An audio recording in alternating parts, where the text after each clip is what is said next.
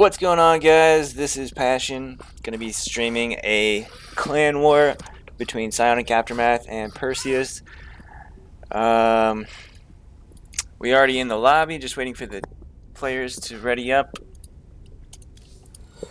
And looks like they are ready. So the first game is gonna be a PvP on Proxima Station, and this is a best of 7.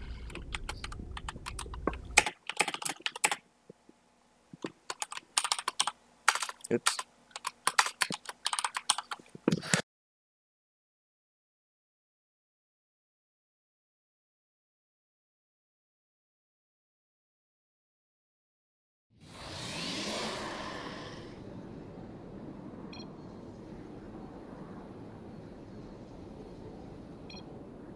Alrighty, so we're into the first game. In the top right-hand corner, we have the player from Psionic Aftermath, the purple Protoss. His name is Swagger. And in the bottom left-hand corner, we have the player from Perseus. His name is Good Day. Red Protoss.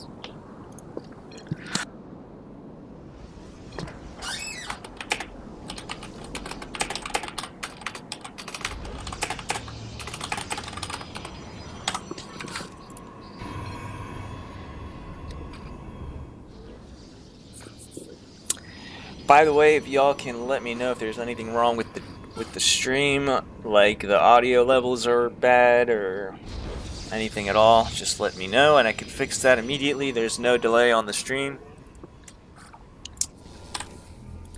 There's a full wall off going down from Good Day, which is strange. Oh, from both players. Wow, this is interesting. I guess this is like standard for the matchup. I don't know. I'm a Terran player, so gonna have to bear with me on this one.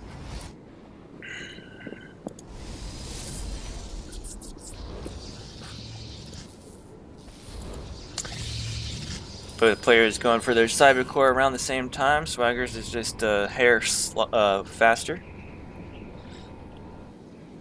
Double gas for both players. And by the way, this clan war is high master GM level, so all these players are going to be master 2 and above, and like GM, we have 2 GMs and 2 masters, so that'll be the lineup tonight.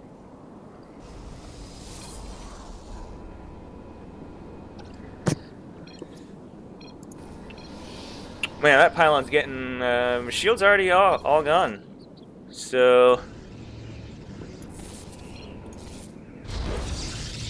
Swagger going to be throwing down his Nexus, whereas Good Day has gone for a Stargate instead, and chrono boosting a Stalker. Swagger going to be skipping the Stalker, which is pretty risky, but actually Good Day has brought his Stalker inside his base, so it won't be able to get out anyway to do any harassment or counter-harassment. There is a mothership core on the way across the map. It's probably going to see the Stalker and turn around, though. Probably won't be able to get a good scout off. If it actually gets to see the Stargate, I'd be surprised by the placement of this Stalker. Let's see, there's a probe out on the map for Good Day over by Swagger's base. So mothership going to come up on the ramp just as the Stalker's popping out. Oh, it's actually just going to YOLO in, I guess because it can recall. Yep, it sees the Stargate and recalls back. Okay. Going to be chrono boosting a Phoenix to answer for that. Meanwhile, Goday's already got a Phoenix on the way across the map, throwing down his own Nexus as well. It's about to be finished.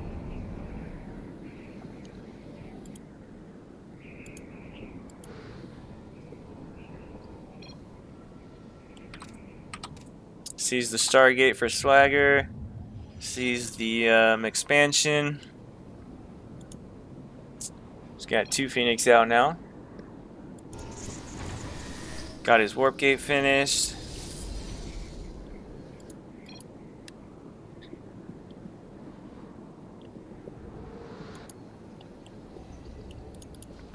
Ooh, a second Stargate for Swagger. Interesting.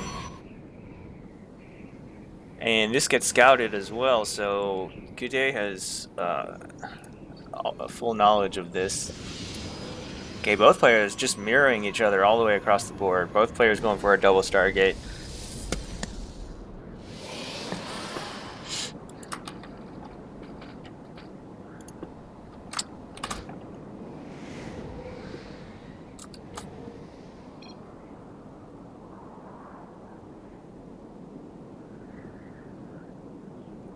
Looks like Swagger's gonna be getting his +1 air attack for his air units.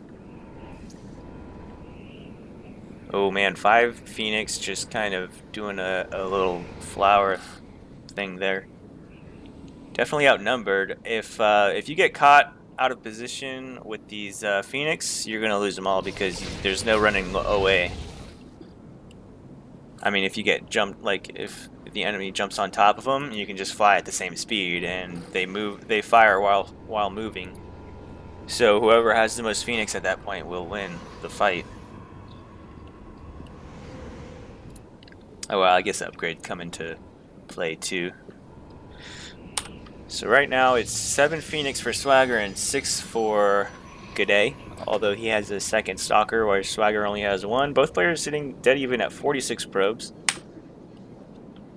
So it's about as even as you can get. Both players getting a fleet beacon as well. Gonna get that range upgrade.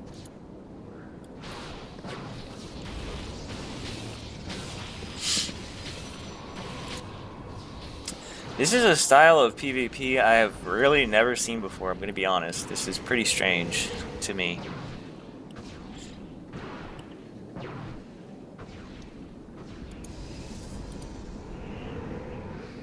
Well, that's unpowered. I'm guessing he'll want to repower that if he wants to get upgrades. Going to throw down his 3rd Nexus. Both players doing the same. Again, just mirroring each other all the way across the board.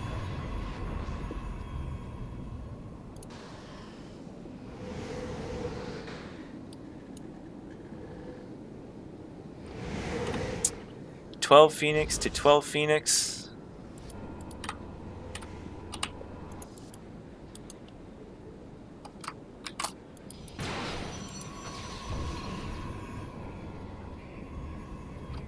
Well, we can actually check that.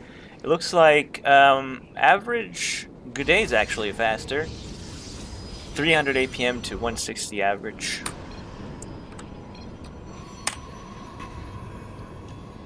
So G'day is actually better at mashing buttons than Swagger is, apparently.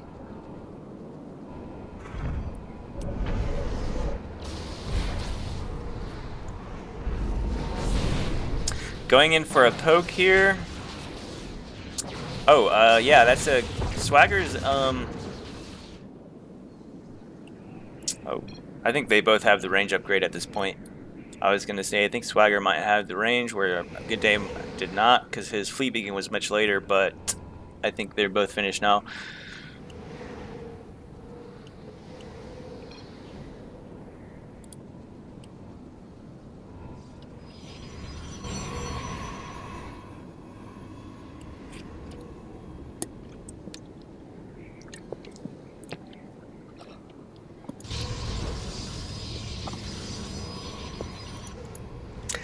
I wonder what is like the next move here. Is there like a tier 3 tech? Is there something else you go into?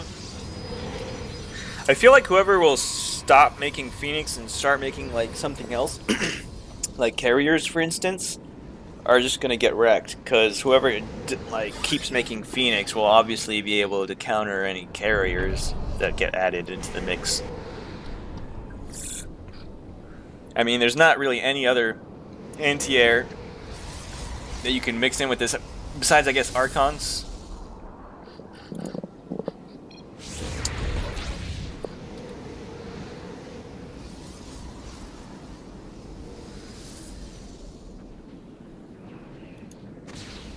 I just feel like 20 Phoenix and 1 carrier wouldn't do too well against like 23 Phoenix or something.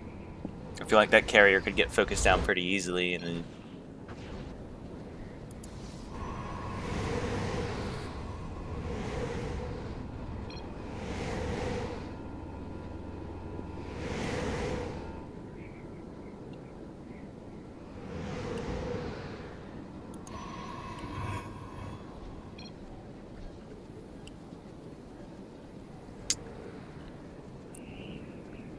Oh, that's right. Good Day is just now starting his first upgrade. And +2 attack is about to finish for Swagger in 10 seconds. So it's going to be 2-0 Phoenix versus 0-0 Phoenix. And yeah, I agree with that. Just add a couple Archons because Phoenix like to group up. So a couple Archon hits could definitely turn the tides in any micro battle. He's getting his mothership as well.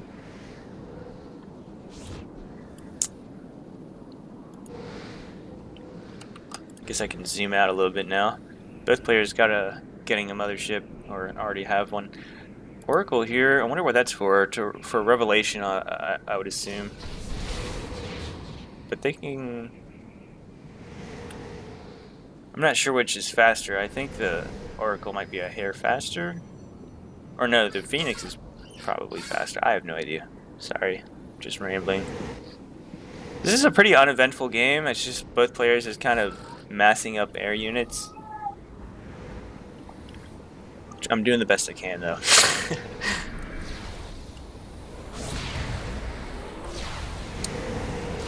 So this mothership's gonna go ham on this pylon, dude. It's almost halfway full. I mean, halfway dead. The shield is gone. Any day now that pylon might go down. Okay, so the mothership goes down, and let's look at the Phoenix numbers. I don't know, it's too close to call. Looks like Good Day is winning this fight slightly, 20 Phoenix to 15, 19 to 15. But Swagger still has his mothership core, and Good Day has no detection. So, although he might have the numbers, he doesn't have the detection, so he can't really engage.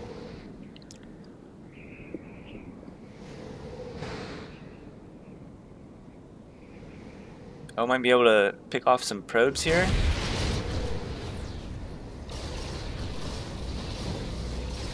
Getting free shots because there's no detection here.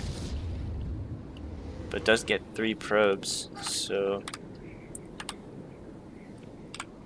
it is, I mean, the worker count is pretty much even, 63 to 62, both players on 4 bases.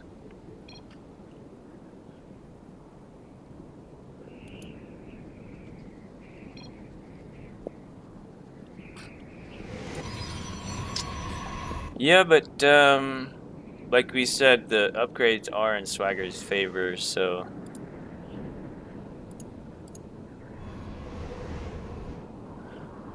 slightly.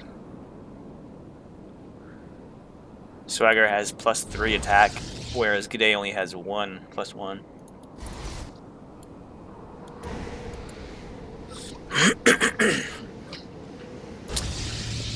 Good Day opting to take his 5th base in the top left corner.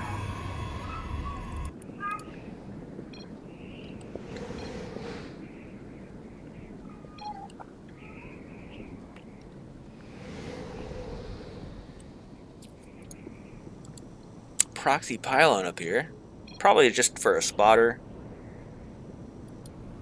I'm assuming that's what these pylons are for, to spot their units moving out of the base, which is a very smart idea. I like that. Just like in TVT, or just TV anything, where you put Marines around the map.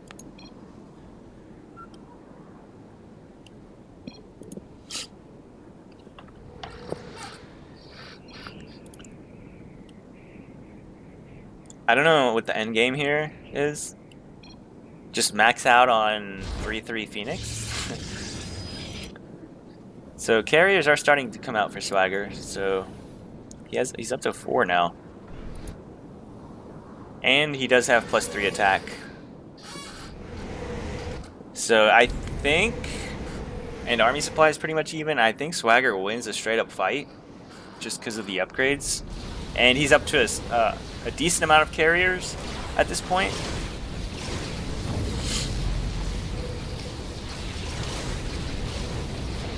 Especially when the Phoenix are hitting interceptors while taking damage.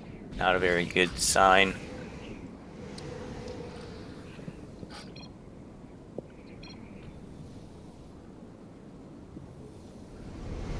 He's already getting a scary amount of carriers. He's up to 5 now. Oh no, I'm sorry. Wow, how did I miss? Okay, 7. Okay, because one just popped out. 8 now. 8 carriers. G'day's moving up here toward the main base of Swagger, but I'm not sure what he plans to do. There's only 3 cannons here, and not even any probes to harass, really, in the first place. I mean, he does get 7 probes, but at this point, he could just chrono boost he could chrono boost 1 out from each nexus and like remake them in 2 cycles.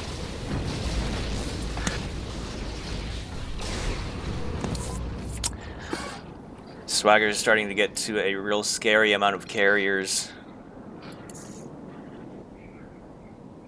And he's getting his armor upgrades as well now. Plenty of cannons here to deal with any harass. He's not going to be able to do any harass against these probes without taking a ton of damage.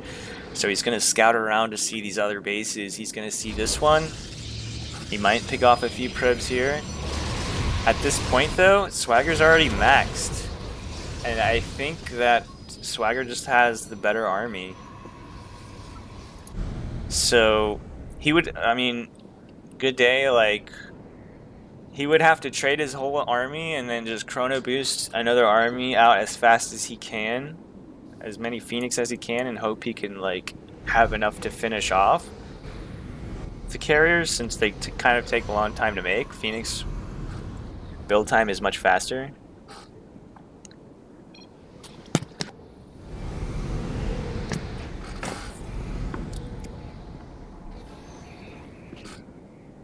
Wow. So recall into the main base. Might as well use that mothership energy. I mean, it's not being used for anything else. Some trades here going pretty decently for G'day, since he has an insane amount of Phoenix just grouped up, trading with a smaller group of Phoenix. So obviously that's going to go in his way. So I guess that's the one thing G'day has for him, going for him. He has mobility. He doesn't really have to fight at any given point. He can always just run away and counter somewhere else or something. But Phoenix don't attack buildings, so they're not a very good counter-attack unit.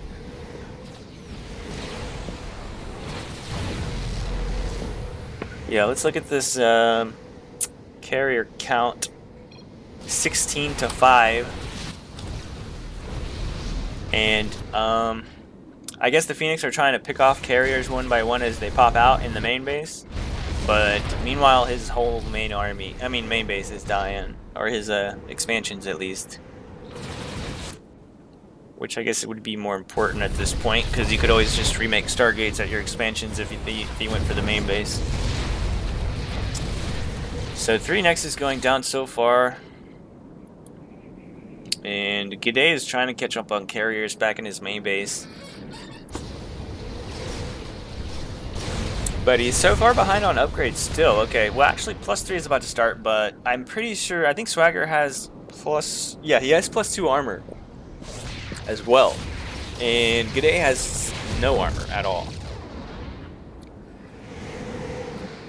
Army count starting to dwindle here.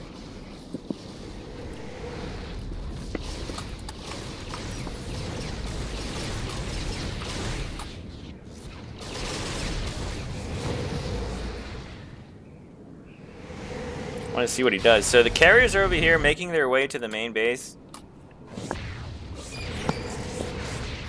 And these Phoenix are running out of things to do. It looks like G'day is going to try and group up with his carriers. And try a Hail Mary defense.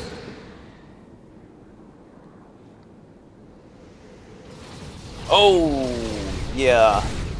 Running right into a bunch of cloaked carriers with no detection. Not very good. Probably lost a good amount of Phoenix there. So carriers are moving into the main base now. It's all or nothing now for G'day.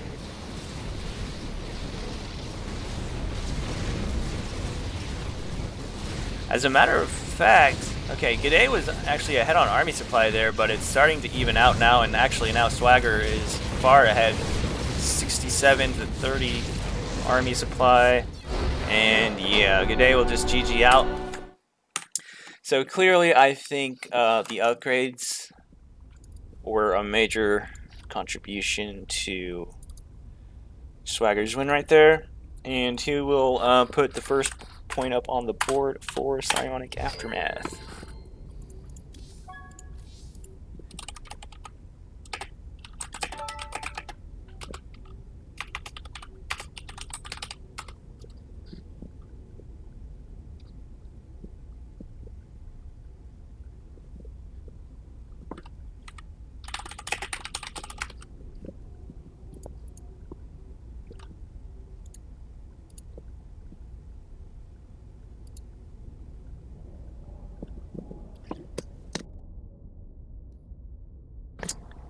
And just give us a moment here. We'll get into the next game rather quickly here.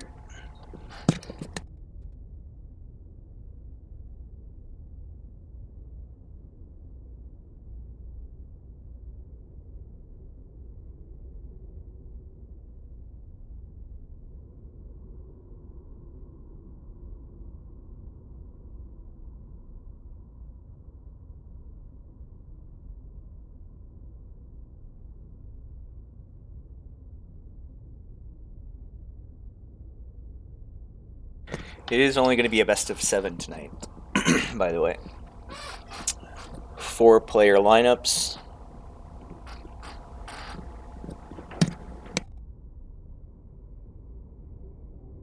Going to be waiting on the map pick from the other team.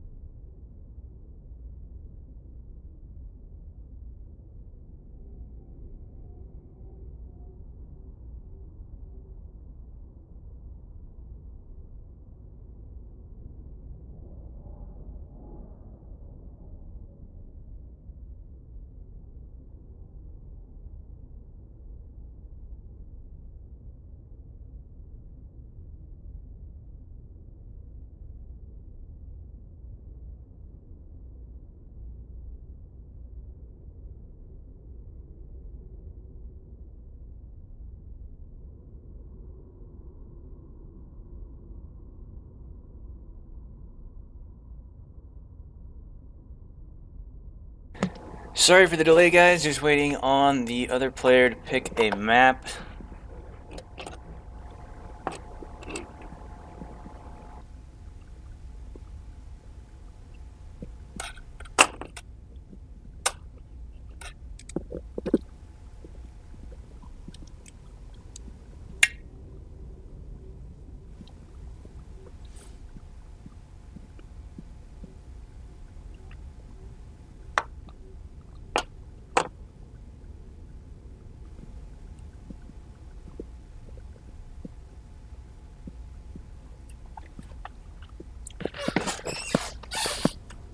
Alright, well, it looks like he just doesn't mind what map it is, and Swagger is going to pick, apparently. I don't know. I don't know.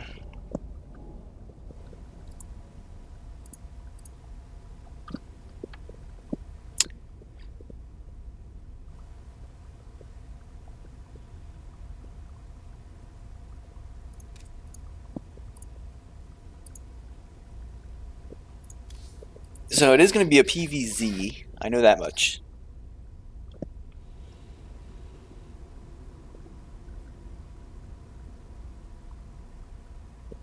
Swagger is thinking of a map. And he chooses Abyssal.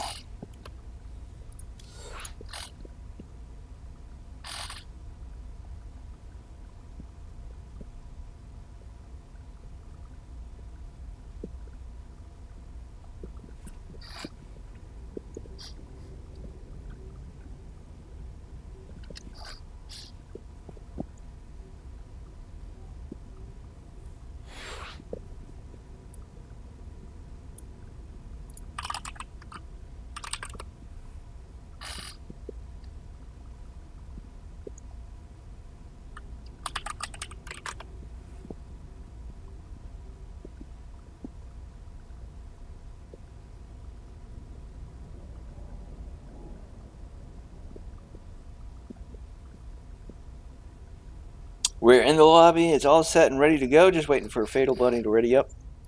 All right. Countdown has begun. Ladies and gentlemen, we'll get into game 2 any second now. It's going to be on Abyssal Reef. Protoss versus Zerg. Pretty sure both these players have been in GM at one point or another in their StarCraft 2 careers.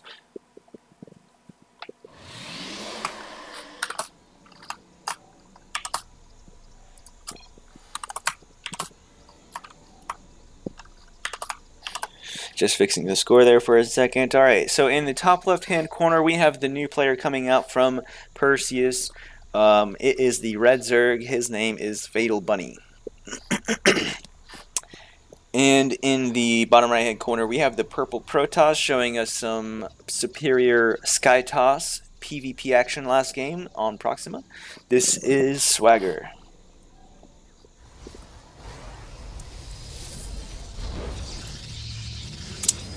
Gonna be starting his wall down here on the low ground.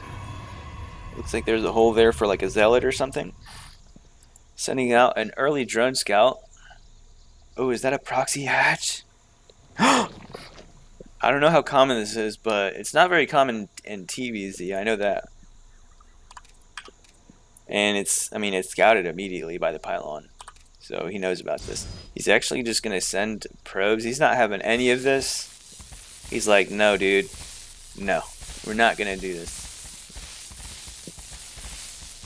I mean, he's losing a lot of mining time. But at the same time, Fatal Bunny is left with this. Like, he's going to have to cancel this, I think. He's not going to be able to finish this hatchery. So it's going to be a lot of minerals lost for him as well.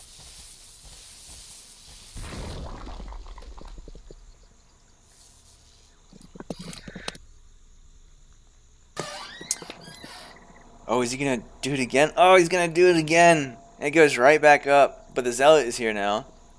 He could just send like 2 probes this time instead of as many as he did last time. He's got a pylon there, so he'll know that there's no hatchery here at least. He's going to have to cancel this one too. And the Cyber Core going down. He has his double gas. He's probably going to drop a Nexus as soon as this goes down this time.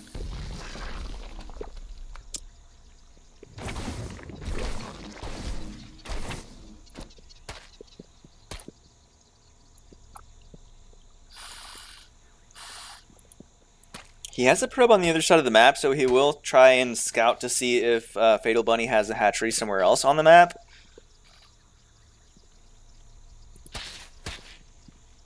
We have an Evo chamber going down in the main base, so he's going to probably try for some dropper lords. Drop some lings into the main base. I mean, the main is not even walled off, though. He could just, like, run them in there. This is a really big hole. I'm pretty sure Zerglings can squeeze by. Maybe not, though. I don't know. That is a drop overlord. But like I said, okay. Now I think this is completely walled off. I mean, the drop overlord is like right here in plain vision. It's not. There's nothing in the overlord, but I don't think Swagger knows that. That's why he's kind of overreacting with these probes here. He'll definitely see it being loaded now. He's got some units to deal with this. I don't know where the Zealot is going. Okay.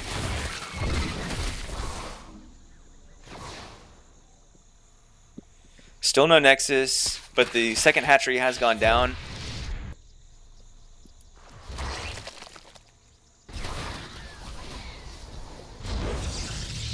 Nexus, second Nexus is going down, and the Stargate here obviously scouted by the Zerg player.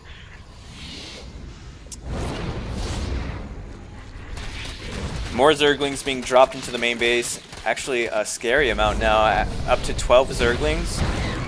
An overcharge going off. One adept gets surrounded.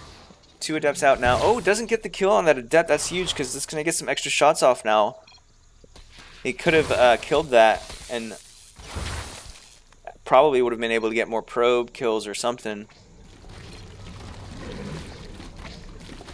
So there's more and more Zerglings being lifted into the main base. Might be able to get this pylon.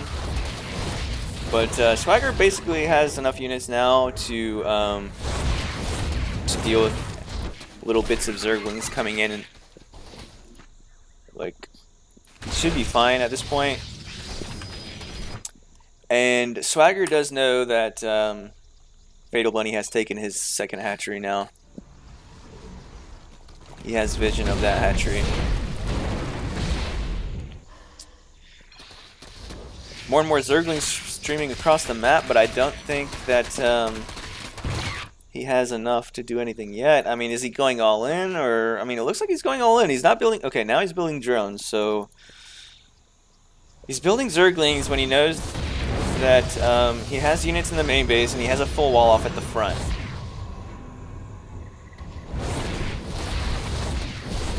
I mean, these Zerglings aren't really doing too much of anything. Taking his third hatch, but it's scouted by the probe here. So Swagger knows exactly what's going on.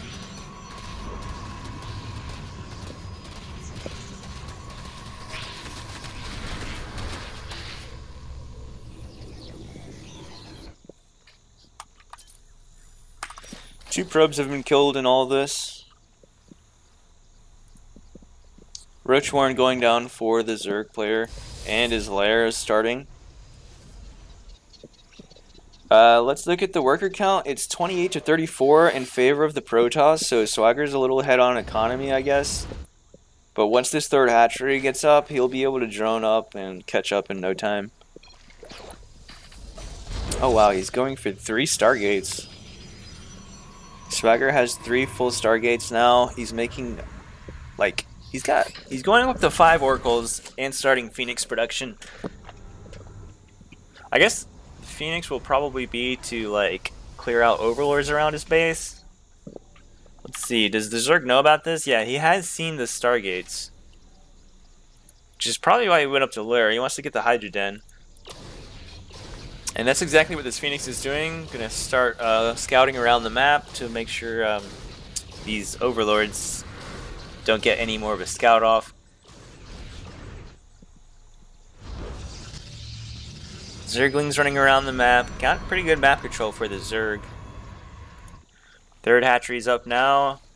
Gonna get that production in full swing. Ooh man, 6 oracles out on the map, coming across the map.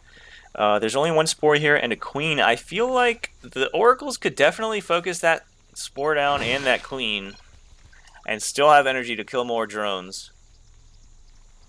And that's exactly what he's going to do. There's only 1 queen here. And yeah, he knows this. He's just going to evacuate the natural. He's moving over here. There's 1 spore and a second queen. Oh man, oh man, oh man. There's so much damage output from these oracles and this micro. So pretty impressive play here.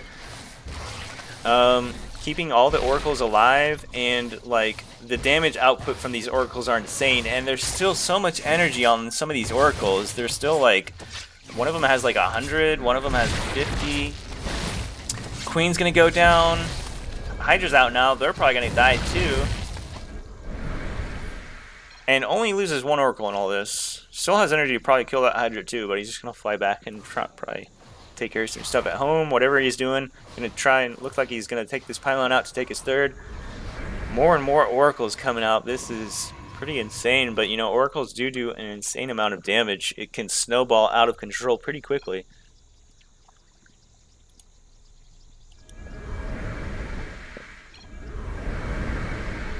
So he's up to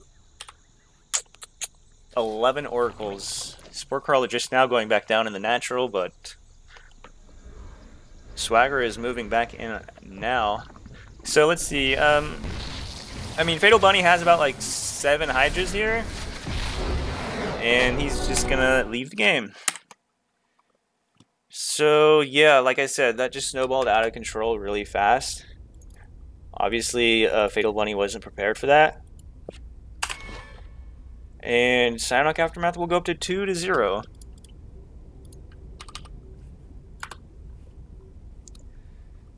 Really impressive play here coming out of Swagger. And Perseus will be bringing out their first Grandmaster. I know that Swagger was Grandmaster at the start of the season, and I know he can compete, so we should see some decent gameplay coming out from him to come. Just catching up on the chat. Axis Sean, thank you very much for that compliment on my casting. Means a lot.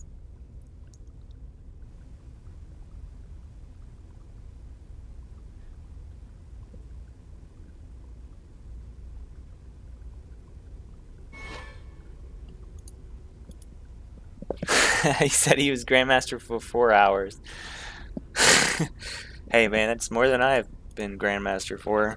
I've been Grandmaster for 0 hours. Defender's Landing will be the next map.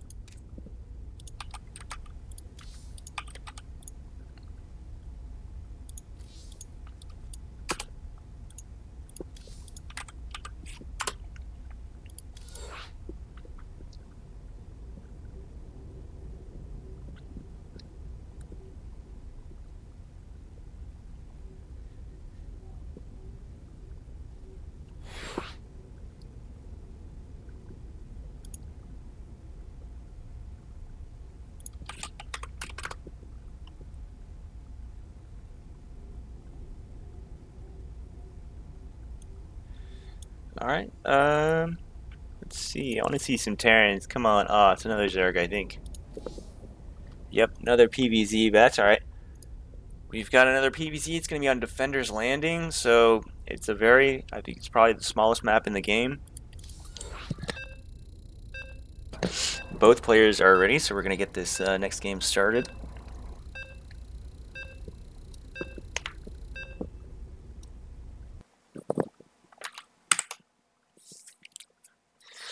I should have checked his MMR, because there's a pretty big difference between like rank 1 GM and rank 200 GM. There's like 2,000 MMR difference, because you can be in GM with like low, it depends on the point or the time of the season, but you can be in pretty low 5,000 MMR, and I know like the top one, like Neeb, is 7,000 MMR, so there's a huge range of MMR in Grandmaster. Would have been nice to know what his MMR is, but I'll check next time. So in the bottom left hand corner we have the player from Psionic Aftermath, currently up 2 maps in this clan war. The purple Protoss, his name is Swagger. And in the top right hand corner we have the new player coming out from Perseus. His name is Wham, the red Zerg. And he has a very early pool coming out and no hatchery in... Okay, actually he's going to take his hatchery now. And the probe here is going to get a scout off. Can't really tell when this pool was. I don't know if it was like just a pool first build, like a safe pool first build, or actually an early pool. I think it was an early pool. Meanwhile, Swagger getting his gateway expand going. So the pool's up now, no gas, 6 Zerglings in production. So Swagger's gonna have to get some type of defense down here at his natural, or chrono boost adepts out like as soon as possible.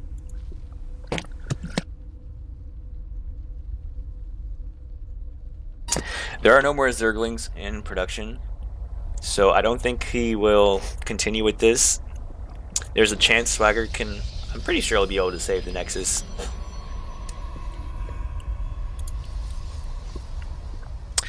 Overlord here to scout chrono boost on the gateway. But the Zealot is going to be out now. He's actually going to go straight into the main. Oh, catches a really nice surround on the Zealot and even micros the hurt Zerglings back. Wow, Swagger getting a pylon in the wall there just at the very last second. Gonna buy a little bit of time, but not chrono boosting any. Okay, now just starting an adept. The second Nexus is finished. This pylon is about to go down, and then oh, he actually cancels it to get his money back. I mean, he could always use his pylons. I mean, his probes. Sorry. The mothership core is out now, and that will definitely help. He's lost 2 probes so far. Gonna use his probes to attack. Lost a 3rd probe, but overall not too bad, I guess. I mean, he definitely didn't lose his Nexus or anything like that. So only losing 3 probes for an early pool. I feel like the... I mean, obviously the Zerg is a little bit ahead, but...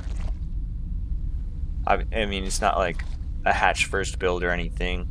He does have his 3rd hatchery up by now, though. So that's another thing to know.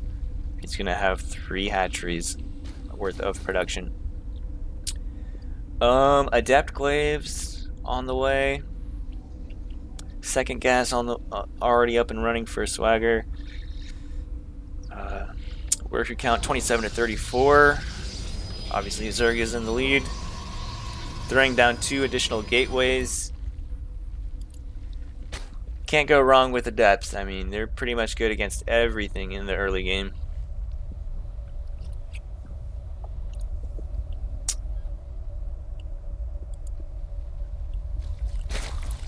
Roach one about finished for the Zerg player. And it looks like there's some Zerglings running around the map, just looking around. Free APM. You know, might as well scout around the map for any type of proxy or anything like that.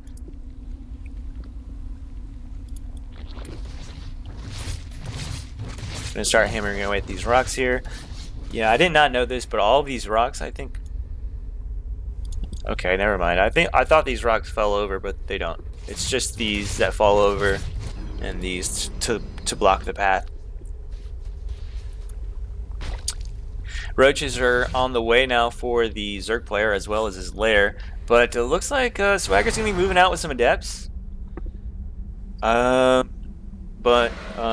When the army supply is 24 to 14 in favor of the Zerg, so it looks like he wants to do some pressure at the 3rd. He might actually kill this queen. He is going to get the queen, but the roaches are here to fend this off. I think the roaches will win this straight up fight. He's gonna yeah, he shades into the main. He's gonna see the lairs finished. He might actually kill this queen too. Yep, he's gonna get that. He'll probably pick off a few more drones and shade back out. Oh, but he shades right on top of a bunch of roaches, so all of these adepts are probably gonna go down. So far killing 6 drones. So 8 drones in total have gone down, but the worker count is 53 drones to 41 probes, so Swagger's still behind on workers a little bit. But he has his 3rd Nexus halfway done. Looks like he wants to sit back and macro up a little bit. But it looks like Wham might be... Okay, Wham's going to be moving out across the map with this small army of roaches here. There are plenty of pylons at the 3rd. There's these rocks here at the natural. Mothership core with full energy. That's 4 overcharges. And 2 robos, both working on immortals each. So if you can buy enough time, he'll have 2 immortals, which are really, really good against roaches. He just needs to buy enough time to get them out and I think he's done just that. Wham is now down to 6 roaches, and he's going to be pulling back. In the main base, he's adding more gateways, getting his upgrades, getting charged for his zealots. And the immortals are out now. And to be honest, I think immortals do better against roaches than any other thing that come out of the robo, unless like you get like a perfect disruptor hit, or unless you get like just really good disruptor hits, which are difficult to get. It's not the easiest thing to micro with your army.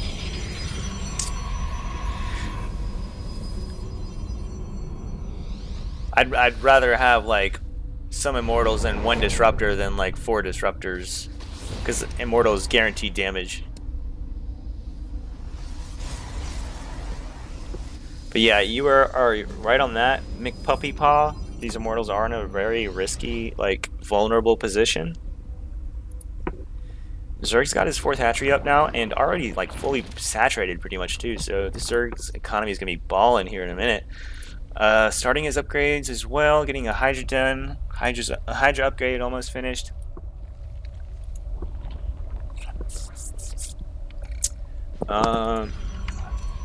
Don't know if Swagger knows about the Hydra tech yet. But obviously Colossus would probably be a good option, choice to deal with that.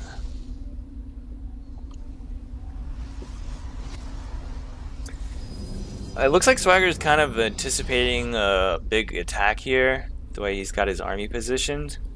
But if you look on the other side of the map, the Zerg is just like in full macro mode. I don't even see it. Where is it? Where is it? Is there a Nidus? Okay, his army's here. I was gonna say, where is his army? But his army is in the main base. It's actually not that big. He's just droning like a madman. 85 drones now, and army supply is pretty much dead even. So yeah, he's just been working on his macro, and this is gonna go into the extreme late game, like max army supply.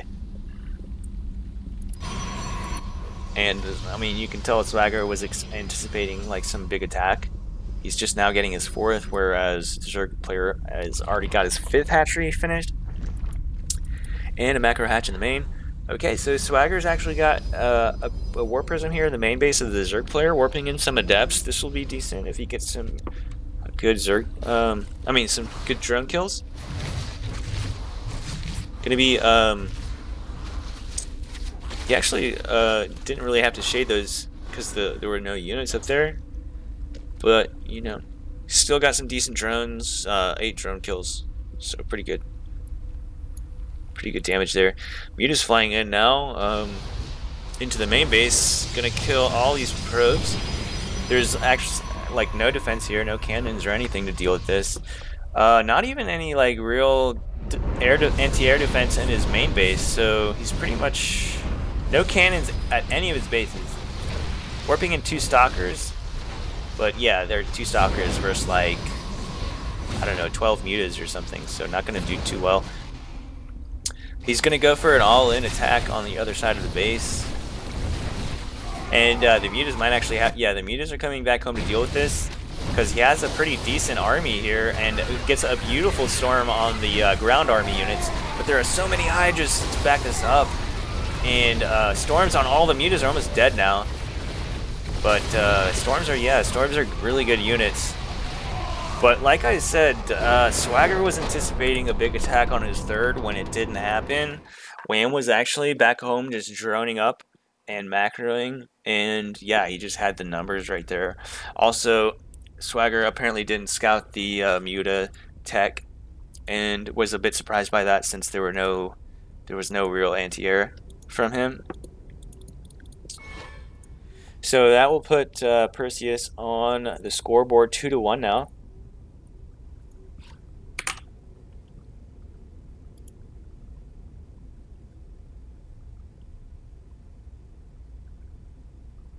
And we will be getting our 2nd player to come out.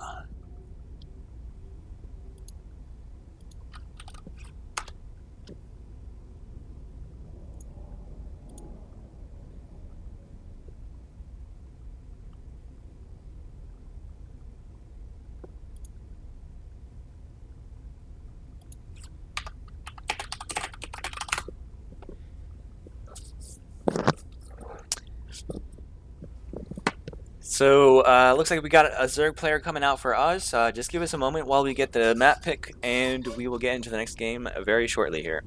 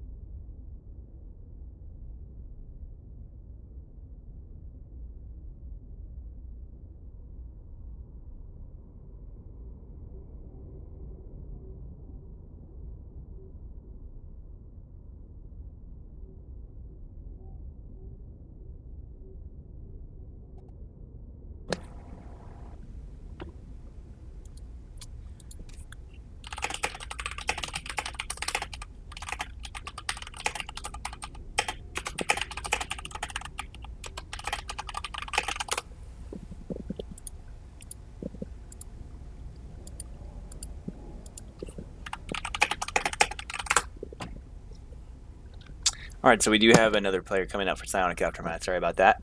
It's sorry for the delay. Just any moment now.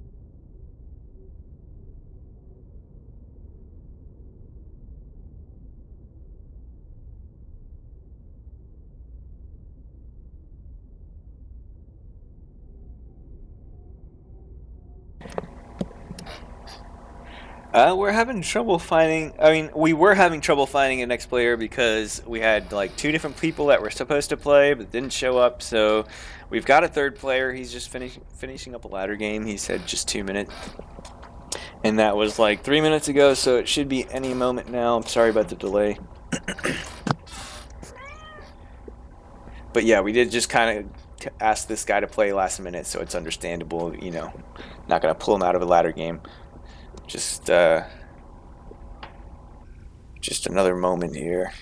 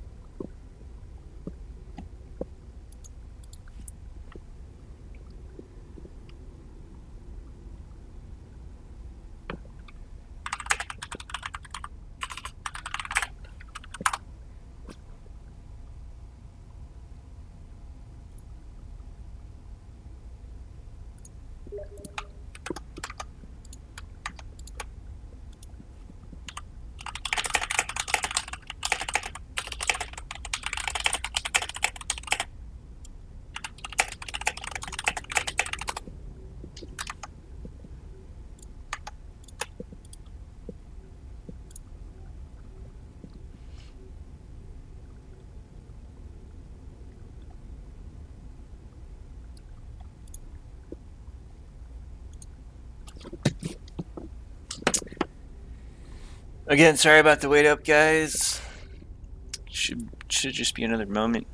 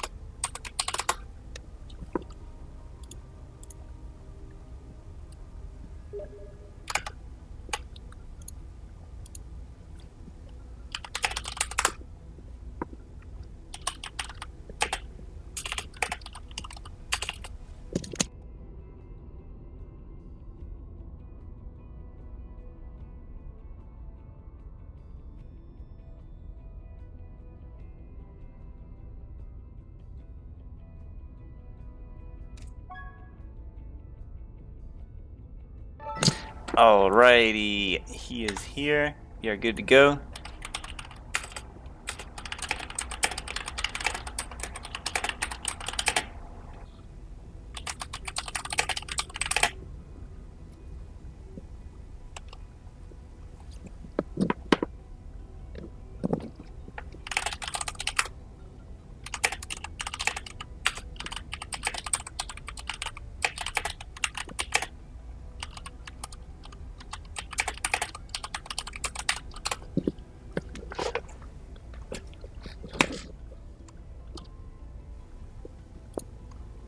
Just waiting for him to pick a map.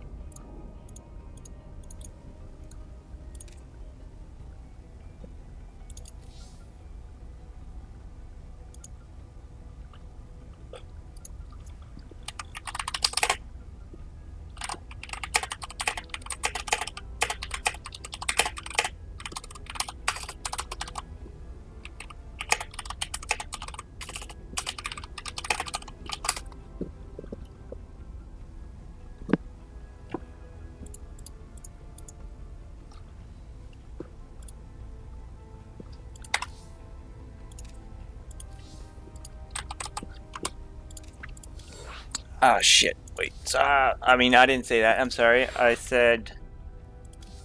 I'm sorry. I accidentally... I made the wrong map. Sorry about that. So, the next game is going to be WCS Game Heart Odyssey. Yes.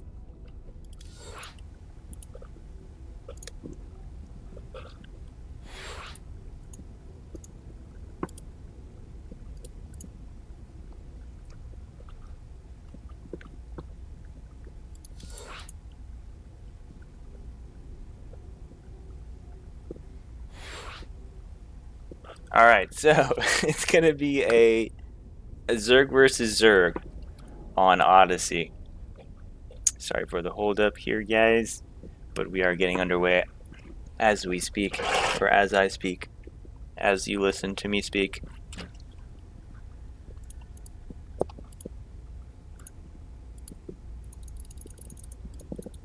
Just waiting on the players to ready up.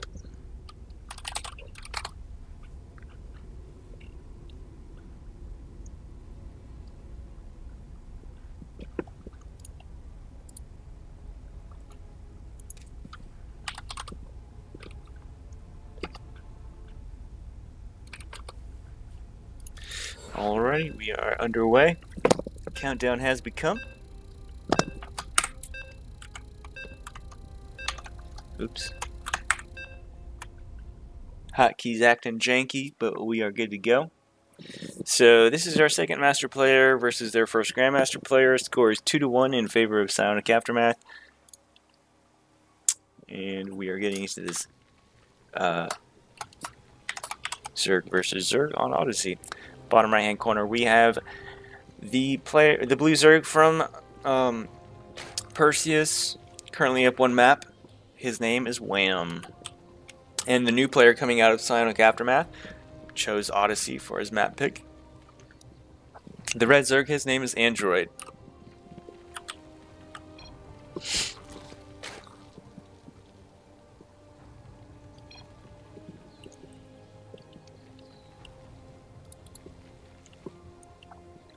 Looks like both players are going for a hatch first, if I'm not mistaken.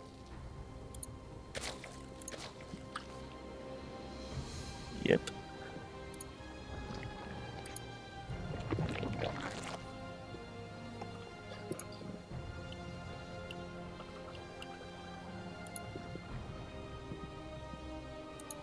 This is probably my favorite map as far as cosmetics go, and like the way it looks. It's very beachy, and I love beaches and like tropical places. I insta-vetoed Sequencer and Defender's Landing because I hate Banolins, and I feel like Defender's Landing is probably going to get a lot of that. And Sequencer just looks like a huge like maze map. I would just get confused. I don't know. I was like, I'm not even dealing with that. But this map is cool, and Ascension Ire is cool. They're very similar. And I like Abyssal and Proxima.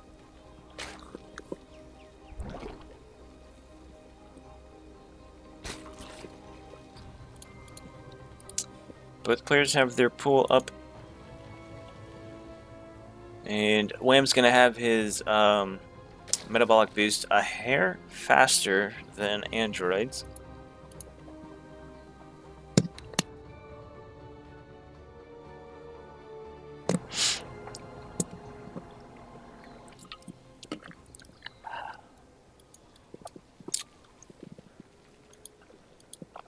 Zergling's out on the map from Wham. He's going around this direction. Shit. Okay, there are the Zerglings. He did see them. They showed up on the map just barely by his overlord. So it looks like Android knows about these Zerglings coming in.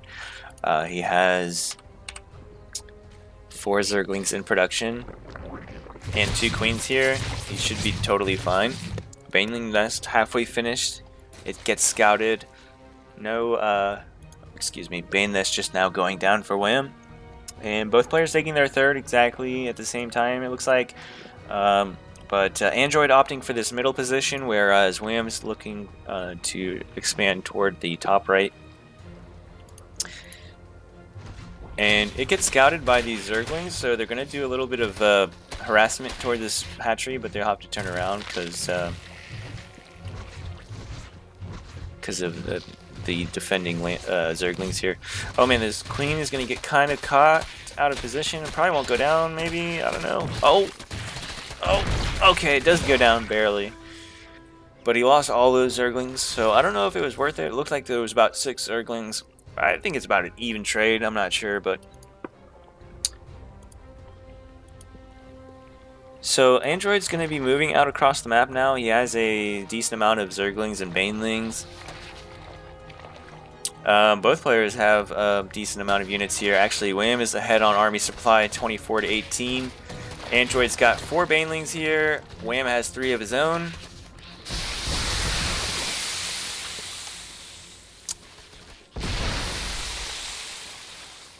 And it looks like trades go in Wham's favor. Excuse me. Overlord here going to get caught by this queen.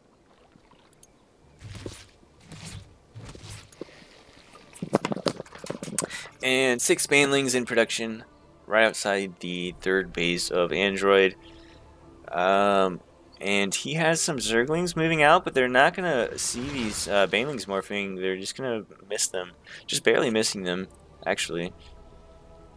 There's this one Baneling here trying to get some free damage. Actually does get some damage on those Banelings. Gonna try and do it again, but this queen... Oh, okay, so a decent hit there. Whoa, where do these Zerglings come from? I don't know, but there's some Zerglings in the main base, natural base of Android. Also attacking the 3rd at the same time, but there's no drones here. I feel like we have to double zoom out to catch all this.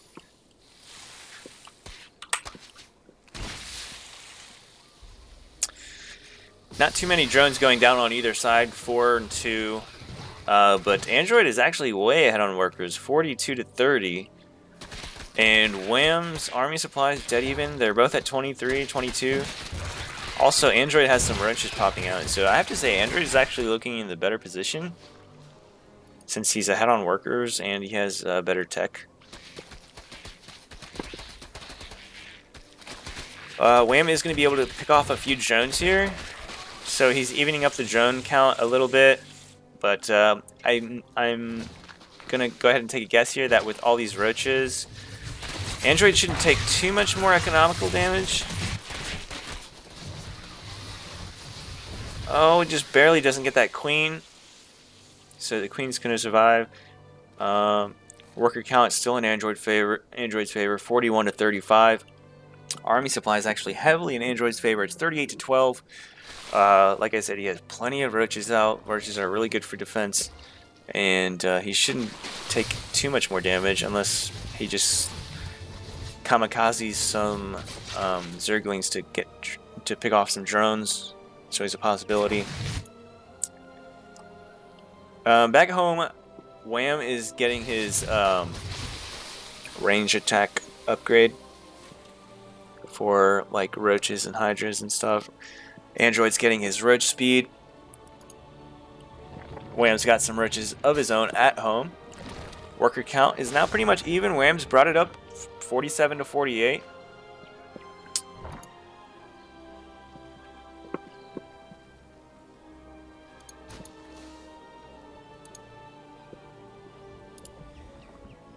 Android getting Evo chambers of his own to start his own upgrades.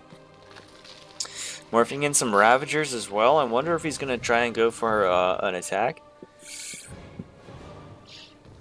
At the moment, Android's about double the army supply. It's 66 to 35. Or actually 73 to 35. I feel like if he did an attack, he probably could get some damage done just based on numbers.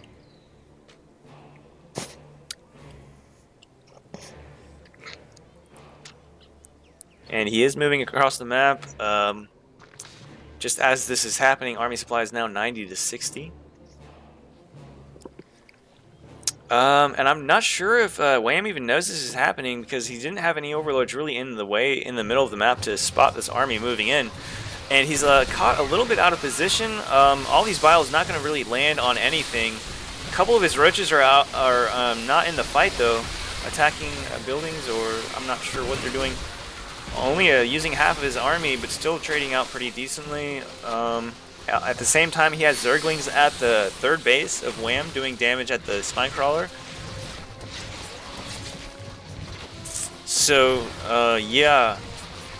This attack going pretty well for Android just based on the higher number of units. So, obviously, the drone count lead that Android had in that early game is showing, is the reason why Android had so much more, because Wham was kind of like just stopping droning up and starting to make units, but was a little late because he had to drone up a little bit longer than Android had. So I mean, Android already had a decent amount of drones, started making units. And then a little bit later, you know, like another minute or two, Wham was just catching up on drones, then started making army units, so he just didn't have enough. And obviously, numbers will win that game. So Psyox going up to 3-1 now for the score. And Perseus will be using their final Grandmaster player,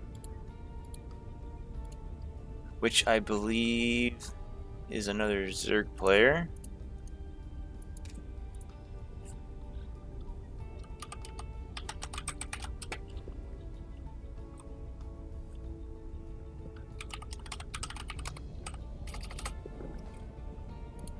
Just gonna wait for him to pick a map. I believe the only two maps left are Sequencer and Blood Boil.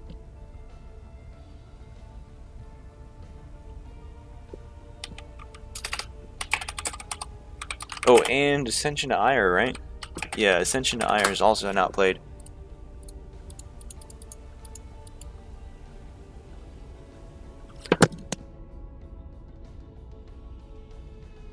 Yeah, okay, so he's gonna pick Ascension to Ire. It will be another ZVZ.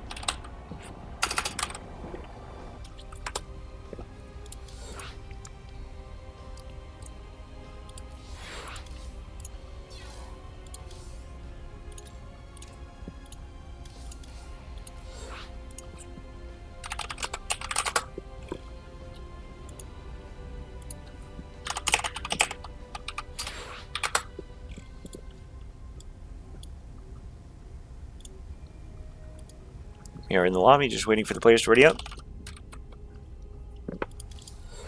Countdown has begun. What could be the last game of the series tonight? A ZVZ on Ascension to Ire.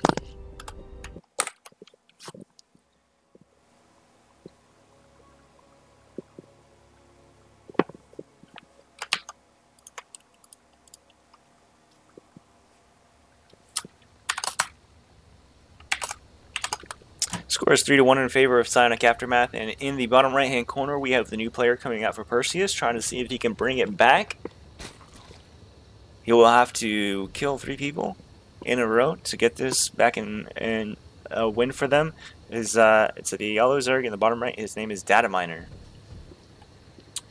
And in the top left-hand corner, we have the player from Psionic Aftermath, currently up 2 maps, I believe. Or just 1 map, actually. Just 1 map. His name is Android. And going for an early pool, so going for some aggression. If there's no drone scout from Data Miner, it could do some damage. He's either going for an extremely early hat. Okay, he's going for his hatchery. He's not going for. He's going for a hatch first build. No drone scout. So if Android can get a cancel on this or a kill, then that would be huge. Which is the best you could hope for with a pool this early. No gas yet because he wants to get his hatchery first, I believe. He just wants to get 6 Zerglings out to try and do some pressure here at the hatchery. Getting his own hatchery is only a few seconds behind Data Miners. And there was no drone scout, so he's not going to know about this until a few seconds from now when they pass underneath this overlord. If they even do that. It looks like, oh man, it's going to be so close. They're going around, so he won't even see this. He has no idea this will be happening at all until they show up at his front door. No Zerglings in. Or let's see if he makes any Zerglings. Just preemptively. Nope. Okay, now 4 Zerglings are on the way, but there are 6 Zerglings going to town on this hatchery. A 7th and an 8th Zergling joining up the fight here. This hatchery is probably going to go down unless he brings like all his drones. Yeah, this hatchery is definitely going to go down now with the 9th and 10th Zerglings joining up. His hatchery back home is just now finished.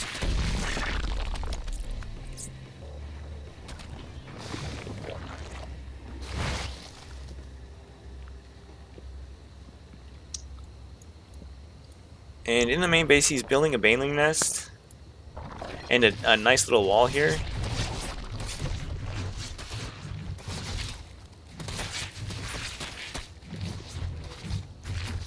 And his overlord across the map has seen that it wasn't like a huge all-in or anything. He does have his own hatchery at home, so he knows he can defend this, and he's going to throw down his own hatchery.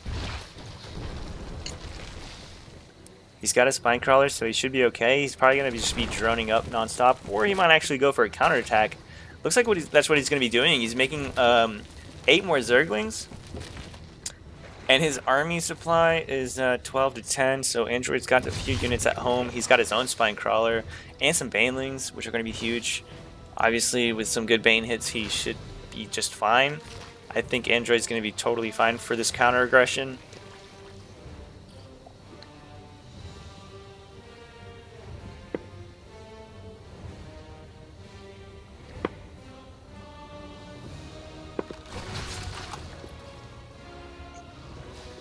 He sees the queens and the spine crawler here. He might be able to get a few.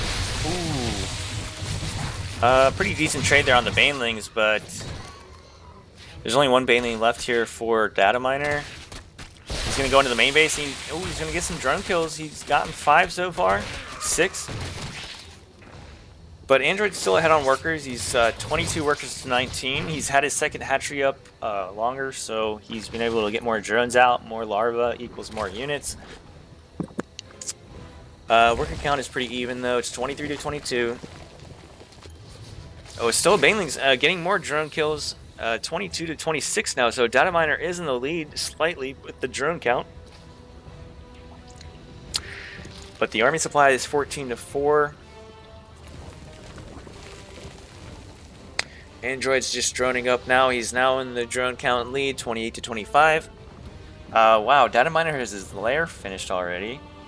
I wonder what that's for. There's no immediate lair tech Looks like he's gonna build something here. Probably a Hydra Den, or maybe a Spire. All right, so Android taking his third hatchery and Data Miner taking his Spire. I'm guessing what Data Miner is hoping for is that Android doesn't see this and doesn't prepare for it. If he doesn't scout it, then all he'll have is like 2 hurt queens, 3 hurt queens. There's no spores. I mean, this is what Data Miner is hoping for, right? Not going to be any spores in the bases, so he'll be able to get some good drone kills. And obviously, you could defend anything because there are nothing that shoots up from Android that can attack. But it looks like Android's going to be going for a counterattack here again. Just only a couple banelings here from Data Miner. And Android seeing that, like, wow, you don't really have many units. I can actually probably attack in here. Banelings are not getting the best hits. And looks like Data Miner will hold. He still has like a ton of banelings here about to finish morphing. Android still doesn't really know too much of what Data Miner is doing. He's going to turn around. But he does see that there's no immediate third hatchery anywhere near him, or like in the obvious positions. Obviously, he doesn't know if Data Miner has like a hidden base in these corner positions. But just, I mean, thinking about like how easily that could be killed, I don't think many Zergs would try for something like that anyway. So it doesn't look like he's even going to scout for that. I mean, he's going to take a good guess that there's no third. Okay, now he sees the third here being built. And he does have spores, so he has preemptively built spores. Obviously, he's probably run into this when a Zerg is behind, like try and catch them off guard with surprise mutas. I mean, so without scouting it, he's just going to preemptively build spores. He's gotten a few more queens out as well here at the third. And also the muta's flying around killing overlords, so not even going to try and like surprise him. Probably guess that wouldn't go too well. And just killing overlords around the map. I mean, the supply is pretty even, I guess. 65-71 total army supply. Worker count 42-40. So I guess a pretty even game, except that Data Miner's third hatchery is slightly behind.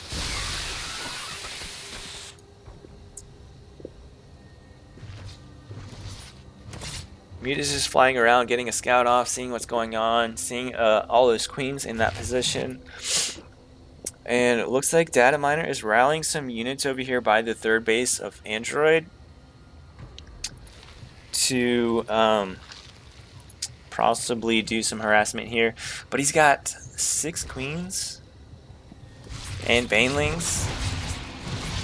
Oh man, he's going to be able to pick both these queens off. That's pretty big. But these Hydras are here now, and that's going to definitely help first the mutas. But moving his queens out of position, I mean, there's not much here for the banelings to kill anyway. There's 3 drones and 2 banelings. He's just going to turn around and save those banelings for later. Hydra's doing a good job zoning out those mutas. Hey, what's going on, Elite Total Chaos in the chat? Thanks for stopping by, guys. Everybody watching in the chat. Thank you guys for stopping by and checking this out. As we get this game underway, let's see what's going on here. Hydra's here at the natural, going to be able to zone out these mutas still, doing a good job with that. Yeah, Data Miner not really finding a lot of damage here. He's looking for a way to get back into this game.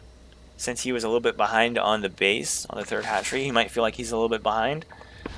But really, if you look at the workers, if you look at the numbers, Android, yeah, he's a little bit ahead as far as worker count and overall supply. Well, not anymore. I mean, it's just, yeah, it's a pretty even game here. It's really too close to call.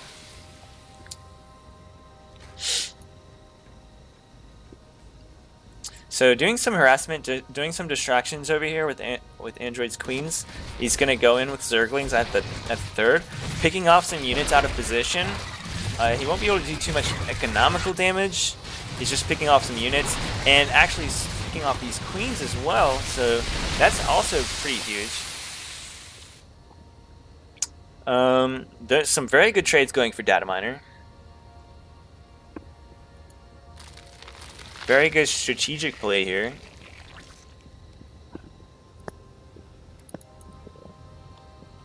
Roach is popping out. Looks like Android has noticed the amount of banelings and wants some roaches to tank that baneling damage for the hydras, so the hydras can fend off the mutas. Data Miner's army is looking pretty scary. 72 army supply to 67. He's moving his mutas into the main base, but I feel like this is just a distraction to do damage elsewhere, which is what he's been doing this whole time. And Android's catching up because he's not moving his whole army around. He's like trying to split it up, but it's just so hard to tell, especially with such a mobile army with mutas like this. Very nice baneling connections, huge baneling connections on the hydras. But still not quite enough for the mutas to engage, so the mutas will have to run away from those hydras. But finding some good trades here, but I mean, again, if you look at the numbers, this game is still pretty even. Android's taking his 4th hatchery. It's actually almost done now. Data Miner moving his mutas back up to the main base to do more harassment. He might feel like there's a counterattack coming, which there is, and he's definitely going to see it now, passing under this Overlord. Oh man, moving some mutas right now. Where's his army? All I see is mutas. All I see is mutas, which is going to take a ton of damage from these Hydralisks. He might just barely win. Yeah, he will win the fight, yeah. So he will be able to clean this up, but the Roaches will be able to do some damage here before they all die. Not finding too much damage, though. He will be able to clean this up without taking too much damage. Some Roaches here at the 3rd, running into units, not really going to be able to do any economical damage. Worker count is 45 to 51, so Android is slightly ahead on worker count and ahead on bases. 4 bases to 3.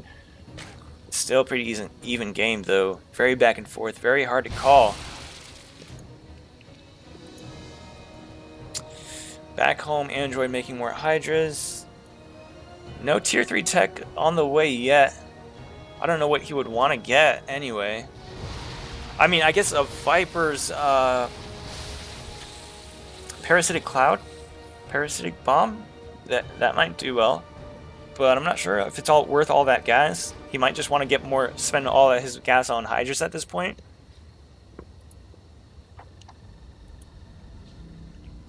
Data Miner getting to an insane amount of mutas. Mutas and Banelings, a very good composition to deal with Hydras, I guess. I mean, the Banelings do obviously very good against Hydras. And the mutas do good against Roaches, so it just comes down to micro when it comes down to it. Ooh, might pick off some Evo Chambers here. That upgrade wasn't too far along. But, oh man, if he gets this one, yep, he got that one too. So he got both +2 upgrades. That's pretty big. I feel like Android's being a bit too passive. I mean, he's doing a pretty decent job defending. Oh man, huge Baneling connections on those drones. 35 workers now, 35 drones to 60 drones for Data Miner. So Data has finally caught up on the eco aspect of the game and actually surpassed him. But oh man, Android actually has a scary amount of Hydras. 88 army supply to 51 for Android. Moving out with his Hydras, and Data Miner only has like a handful of mutas and a couple Banelings at home morphing in. Android might be able to hit this like really sweet spot where oh man, if he moves in right now and denies all these Banelings. That was kind of ballsy because he didn't see exactly when they morphed in, I don't think. But, oh man, denying all of those Banelings. He has a huge amount of Hydras here, and the Banelings are morphing in by the 4th base. Android trying to find damage.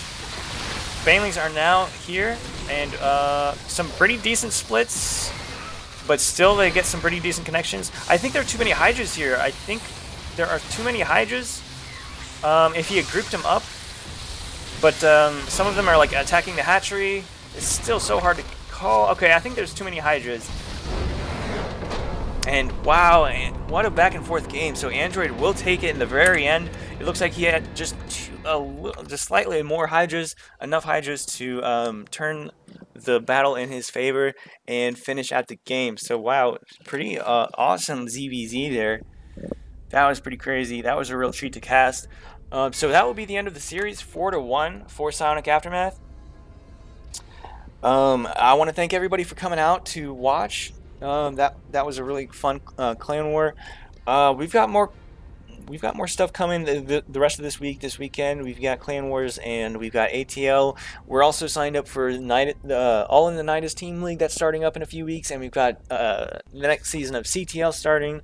So we're going to be bringing out tons of content. Please follow the channel. Please follow all of our social links linked in the chat. And again, I want to thank everybody for coming out, and that will be it for this stream. I will see you guys next time. Alright, good night, guys. Bye.